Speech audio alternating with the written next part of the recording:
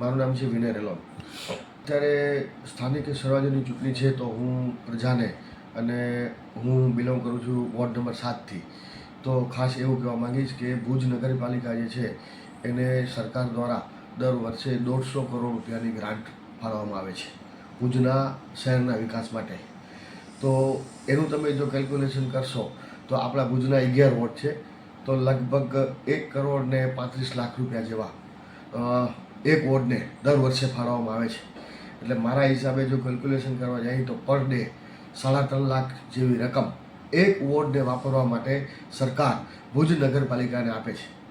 પણ ક્યાંક ને ક્યાંક સત્તા વિપક્ષ છે આ બંનેની જે કાંઈ હોય પણ જે કામ ભુજના વાસીઓ માટે થવું જોઈએ એ ખરેખર થતું નથી.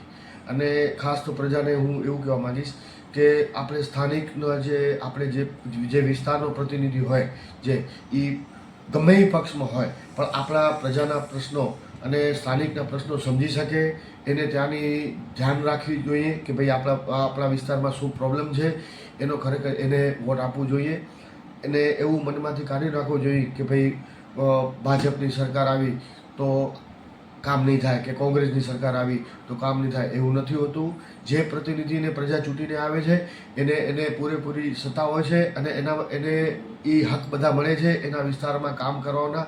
તો એ ખાસ એક મગજમાંથી એક આવો વિચાર હોય છે કે ભાઈ આપણે આને મત આપીએ પણ સત્તા તો આની આવશે અને સત્તા આની આવશે તો એવું ખરેખર કોઈને વિચાર કરવાની જરૂર નથી.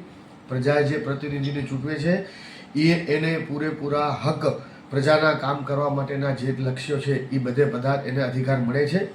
એટલે મારી ખાસ અનુરોધ છે કે આ ચૂંટણીની અંદર આપણે આપણા વિસ્તારનો જે ખરેખર ઉમેદવાર હોય આપણા વિસ્તારનો જે ઉમેદવાર હોય એમાં આપણે પક્ષપાત જ્ઞાતિવાદ એને ધ્યાનમાં રાખ્યા વગર ખરેખર જે આપણા વિસ્તારમાં જે કામ કરે છે એને જ ખરેખર મત આપી અને વિજય બનાવવું જોઈએ. અને ખાસ કરીને એનામાં સક્ષમતા હોવી જોઈએ. આપણે દેખાતી હોય કે ભાઈ આ વ્યક્તિમાં પણ સક્ષમતા છે કામ કરવાની, એને મત આપી અને તમે તમારા વિસ્તારનો વિકાસ કરવા માટે પરફેક્ટ ચોઈસ કરી મતદાન કરો એવી સર્વેને મારી આપને અનુરોધ છે.